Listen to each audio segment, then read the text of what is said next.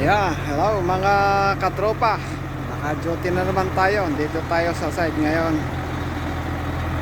Ngayon, gusto ko lang naman ipakita yung yung ina-assemble namin na bahay, apartment. Ito sila, oh. Truck siya. Yan. Kita nyo yan? Yan mga yan, ginagawa muna doon sa sa may paggawaan talaga na malaking factory. Yan.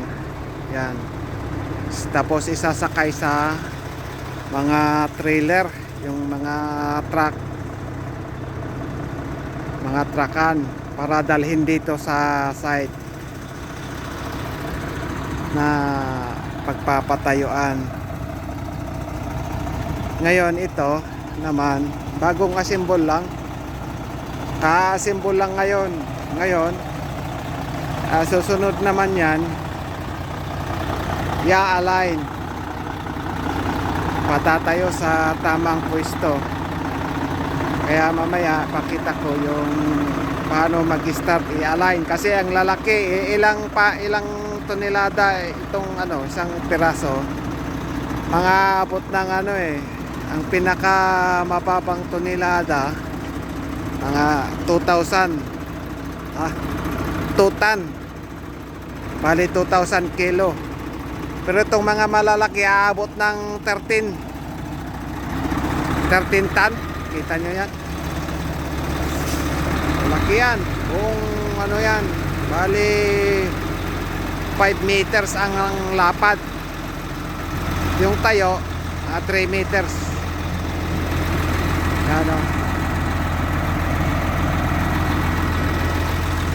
Ito ngayon ang bagong kapapatayo. Ngayon ito naman i-align natin ngayon. Pakita ko kung paano umpisahan, kung paano i-start yung pag-align nito para maging tatayo siya yung tama, para walang madaya pa.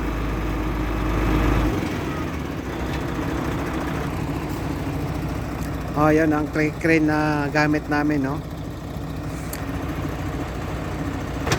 Ayan, lilipat sila ngayon kasi tapos na. Lilipat sila ng ibang pwesto ulit.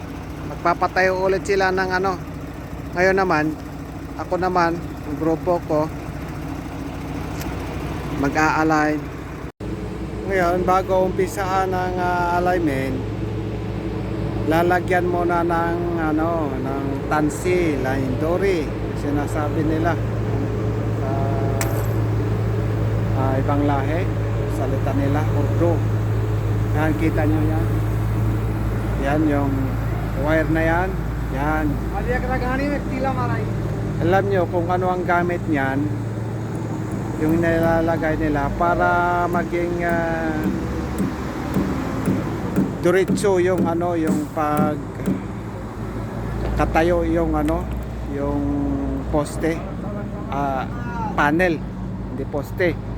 Kasi kung maalala ninyo, kung magpapatayo kayo ng poste, di ba lalagyan nyo ng tawag doon,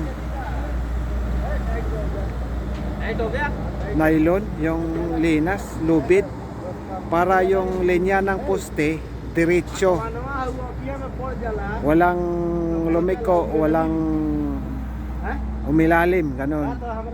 Kaya yan ang gamit nitong nilalagay nila na wire ngayon.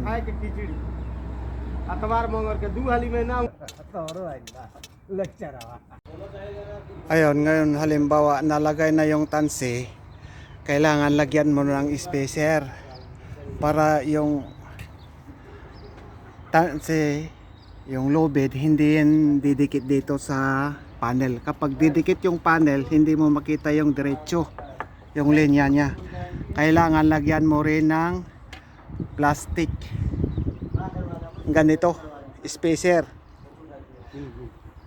para yung tansi hindi didikit dito sa panel, para Diretso hanggang doon sa dulo. Doon sa dulo.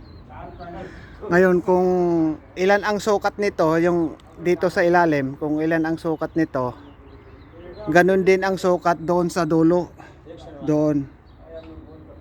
Doon sa dulo doon. Para walang umilalim at lalabas.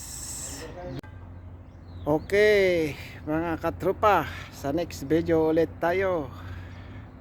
Bye bye.